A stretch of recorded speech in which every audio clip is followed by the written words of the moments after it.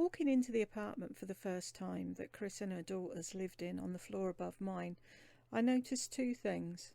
It was clean and well kept, but not overly so.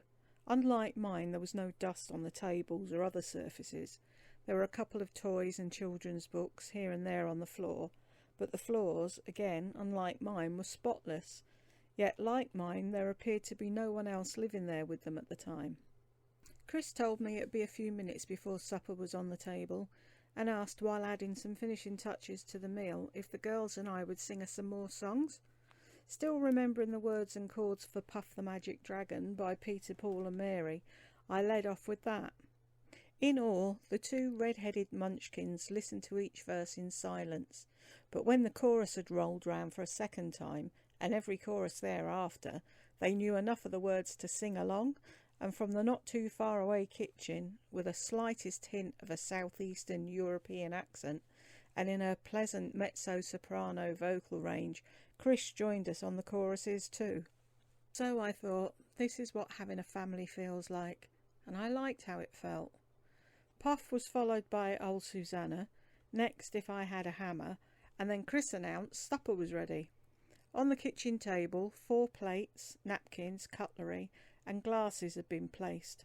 In the middle was what resembled a baked lasagna, and a tossed salad in a large wooden bowl with oversized wooden utensils, one of which I'd employ years later when Chris was convulsing on the floor of the home someday the 4 of us would inhabit. "Steve, would you like wine with your meal?"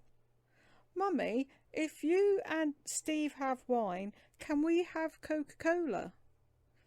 "Well, Steve hasn't said he'd like wine, so that all depends on him, doesn't it?"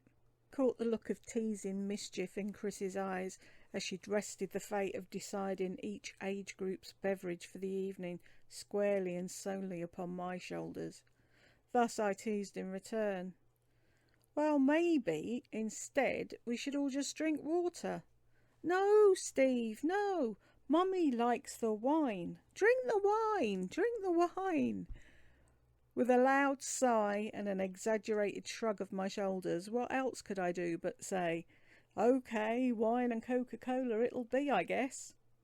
To this the 3 of them showered me with cheers and applause before Chris got up to get a bottle of wine she kept on an upper shelf and away from tiny hands.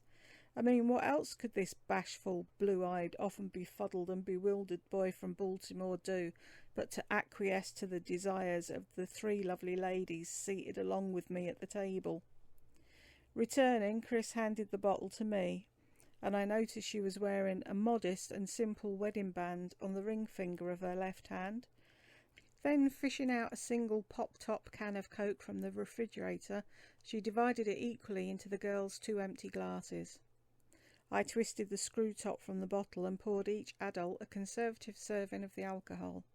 Holding up her glass to offer a toast, Chris and her daughters exclaimed, "Zivyeli!" Well, I didn't know it at the time, but had pretty much surmised it was a foreign word for cheers. I later learned it was Croatian. A serving of lasagna along with a pile of salad greens was then passed first to me, then a plate to Anya, one to Noika, and finally Chris served herself. Looking down at my meal, I noticed that whatever was layered between the broad lasagna strips had spilled out and left the pasta part lying limply like, well, soggy wet noodles on the plate. The steaming tomato sauce, thin as a weak broth, was now drowning and wilting the lower leaves of my salad. The twins, who had been studying me with interest, spoke at once, again albeit somewhat sadly. "Sorry, but Mummy's not such a good cooker."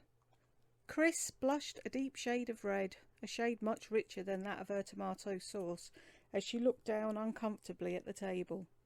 So what else could I do but put a forkful in my mouth, chew while faking sounds of savouring the food, and then somehow forcing myself to swallow it?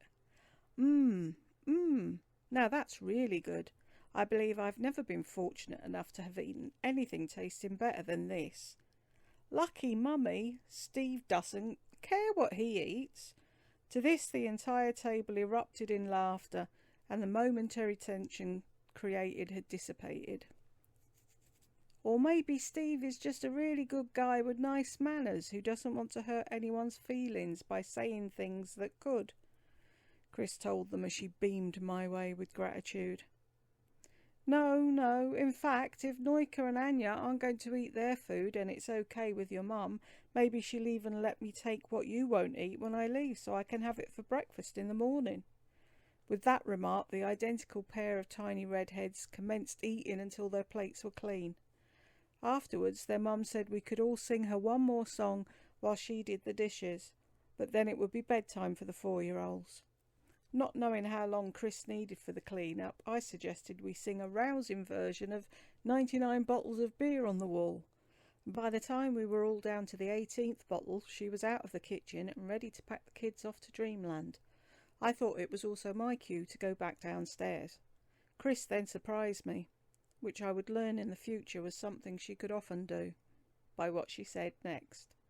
Steve, would you mind grabbing what's left of the wine while I put these 2 rascals down for the night? I rented Pan's Labyrinth from the video store, and if you want to stay a little longer, I wouldn't mind if you watched it with me, and I don't want to finish the wine by myself. But only if you'd like to.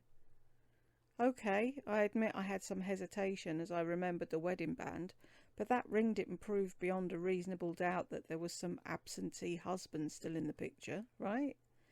Anyway, what else did I have to do the rest of this night except take my guitar back down to my nearly empty apartment, my completely empty life, and sit all by myself staring at the 4 walls?